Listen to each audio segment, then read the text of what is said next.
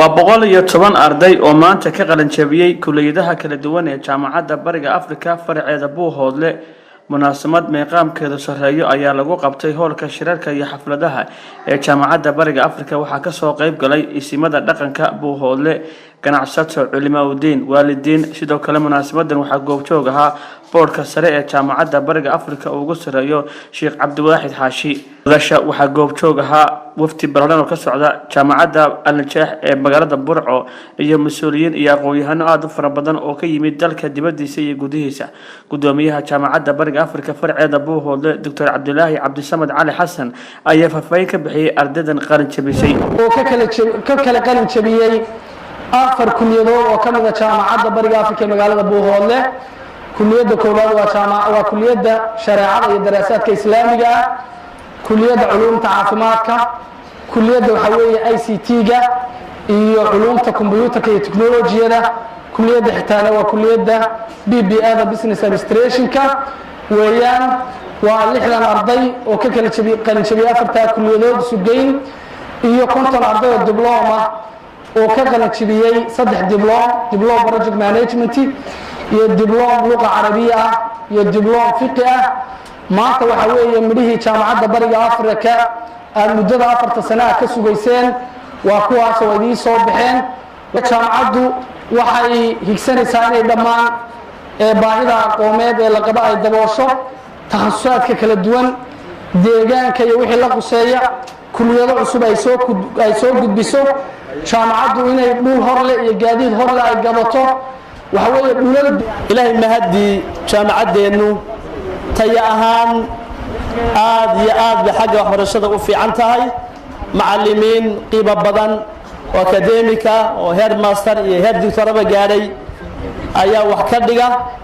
maamul da'yar oo qiimo badan oo aan nasanayn oo daalayn oo harsanayn oo magaalada oo dhan hantiyay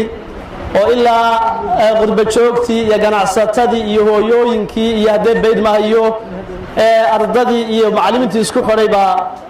mashraha u haya jaamacadda waxaa kaloo muujinaynaa jaamacadda ardaydii hore uga qalin jabisay ee xilliyadaa ka baxday iyo intii ka dambaysayba arday dhul dhacday maaha dhulka may dhicin waxay noqdeen dadka ugu qiimaha badan ugu orodka badan ugu shaqada badan ugu waxqabadka badan muuqanaya ee soo baxaya haddayna meel kale ka fiirin jaamacadda socodkeeda dadka gacanta ku haya gudoomiye ku-xigeenka madaxa arrimaha ardayda dhiimanka intooda badan waa ardaydii jaamacadda Bariga Afrika ee Buuhoodle ka baxday waxaan ardayda la wadaagayaa farxadda waan u hambaliyeynayaa waan u ducaynayaa ilaahay subxaanahu wa tacaala ha idin waafajiyo waxaan sidoo kale u mahadcelinayaa laga soo bilaabo macallinkii qalinka u qabtay oo farbaray ilaa macallinka maantay ay ka qalin jabiyeen waalidiintii iyo cid walba oo ku soo taageertay heerka maanta ay soo gaareen yaradii loo magacaabay jaamacaddu waxay soo hooyeen guul labaad oo ah sanadkan jaamacadda Bariga Afrika markii laga fiiriyay dadaalka xagga abaabulka bulshada markii laga fiiriyay caqabaadkii hortaagnaa inay ka gudbaan markii laga fiiriyay isku xidhka gudahooda markii laga fiiriyay xataa arrimaha dhaqaalaha waxay ka galeen jaamacadda Bariga Afrika toddobadeeda xarumood kaalinta koowaad abaalmarinta ay muteenna maanta guddoonsiinayna labaad oo ardayda odhanaya oo kelimo ah waa la idin maal gashada 20 sano wax ku dhow ayaa investment idinku socday dadka oo waalidkiin ugu horeeyo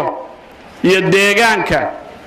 iyo ummadda Soomaalida iyo muslimiinta ba wax ku soo celiyay idinkuna حاضرون جميعا أهنئكم بهذه الكوكبة أهنئكم بهذه الكوكبة التي بين أيديكم بذلتم جهدا بذلتم عطاء لكي تخرجوا هذه الكوكبة النيرة بين أيديكم فهنيئا لكم هنيئا لكم أبارك لكم ذلك أبارك لكم ذلك تعليمته وحين أقرنا أما إن أرنكرنا ووسيلة للوظيفة يعني aqoonta iyo waxbarashada waxaynu u baraynaa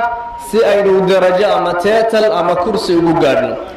idan iyaynu ka dhigin qalinku ma dhammaan waad qalin jabiseen laakiin qalin weyn baad qaadateen waad qalin jabiseen laakiin qalin weyn oo ah qalinkii isku filnaanshaha waxaad qaadateen inaad mas-uuliyiin noqotaan waxa aad gaadheen inaad markaas midhihii iyo tacabkii idila geliyey inaad soo celisaan